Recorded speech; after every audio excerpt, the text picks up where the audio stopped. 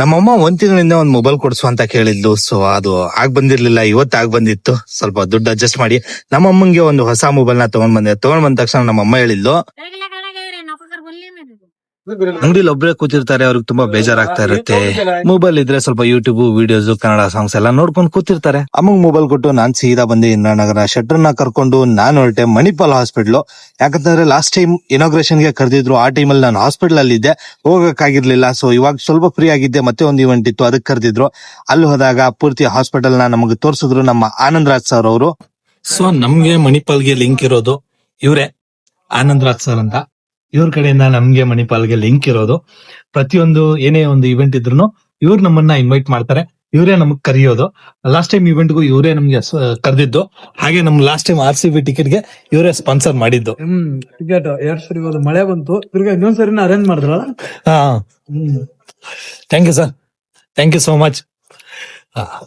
ನಮ್ಮ ಬಾಂಧವ್ಯ ಇದೇ ರೀತಿ ಇರ್ಲಿ. ಎನಿ ಟೈಮ್ ಎನಿವೇರ್ ನೀವು ಖಂಡಿತ ಕಾಲ್ ಮಾಡ್ಬೋದು, ನಾವು ನಿಮ್ ಜೊತೆಲಿ ಇರ್ತೀವಿ. Thank you so much sir. ನಮ್ ಶೆಟ್ರು ಎಲ್ಲೋದ್ರೂ ಒಂದನ್ನ ಗುರುತಿಸ್ತಾರೆ, ಅದು ನಮ್ಮ ಕನ್ನಡನ. ಇಲ್ಲಿ ನೋಡಿ ನಮ್ಮ ಮಣಿಪಾಲ್ ಹಾಸ್ಪಿಟಲ್ ಅಲ್ಲಿ ಕನ್ನಡನ ಯಾವ ರೀತಿ ನಮ್ಮ ಶೆಟ್ರು ಗುರುತಿಸಿದ್ರು ಅಂತ. ಸರ್ ಒಂದ್ ನಿಮಿಷ, ಇದು ಕಾನ್ಸೆಪ್ಟ್ ತುಂಬಾ ಇಷ್ಟ ಆಯ್ತು ಸರ್ ನನಗೆ. ಇದು ನೀವೇ ನಿಮ್ದೇನಾ ಇಲ್ಲ ಮ್ಯಾನೇಜ್ಮೆಂಟ್? ಮ್ಯಾನೇಜ್ಮೆಂಟ್ ಇಂದನಾ?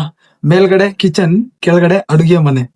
ಸೊ ಕನ್ನಡನ ಬಳಸೋರು ಬೆಳೆಸೋರು ಮಣಿಪಾಲ್ ಯಾವತ್ತೂ ಮರ್ತಿಲ್ಲ ಕನ್ನಡನ. Okay super. ಒಂದ್ ಕಡೆ ಅಂತಲ್ಲ, ಬರೀ ಒಂದ್ ಕಡೆ ಅಂತಲ್ಲ, ಇದು ನೋಡಿ ಅಲ್ಲಿ ನೋಡಿ ಪ್ರತಿಯೊಂದು. ಅಂದ್ರೆ ಇದು ಹ್ಯಾಂಡ್ ವಾಶ್, ಕೈ ತೊಳೆಯುವ ಪ್ರದೇಶ.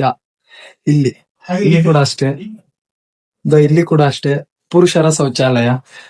ಈ ತರ ಪ್ರತಿಯೊಂದ್ ಕಡೆ ಮೇಲ್ಗಡೆ ಇಂಗ್ಲಿಷು, ಕೆಳಗಡೆ ಕನ್ನಡ. ಥ್ಯಾಂಕ್ಸ್, ಧನ್ಯವಾದಗಳು ಮಣಿಪಾಲ್. ಲಾಸ್ಟ್ ಟೈಮ್ ನಾವು CPR ಪ್ರೋಗ್ರಾಮ್ ಅನ್ನ ಮಾಡಿದ್ವಿ. ಅದರಲ್ಲಿ ಹಾರ್ಟ್ ಅಟ್ಯಾಕ್ ಆದಾಗ ಯಾವ ರೀತಿ ಸ್ಪಂದಿಸಬೇಕು ಅನ್ನೋದನ್ನ ಕೂಡ ಕಲ್ತಿದ್ವಿ. ಸುಮಾರು 50 ಜನ ಚಾಲಕರು ಅದನ್ನ ಕಲ್ತು ಸರ್ಟಿಫಿಕೇಟ್ ಕೂಡ ಪಡೆದಿದ್ರು. ಸೊ ನಾವು ಗಾಡಿಯನ್ನೆಲ್ಲ ಇಂದ್ರಾನಗರದಲ್ಲಿ ಬಿಟ್ಟು ಮೆಟ್ರೋಗ್ ಬಂದಿದ್ವಿ. ವಾಪಸ್ ಹೋಗುವಾಗ ಕೂಡ ಮೆಟ್ರೋದಲ್ಲೇ ಹೋದ್ವಿ. ಬ್ರೋ ನಾನಂತೂ ಸಿಕ್ಕಾಕೊಂಡಿನಿ ಬ್ರೋ.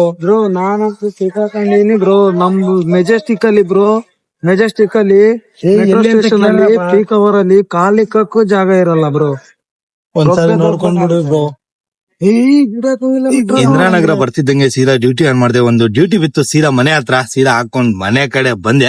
ಬರೋ ಅಷ್ಟ್ರಲ್ಲಿ ರಾತ್ರಿ 9 ಗಂಟೆ.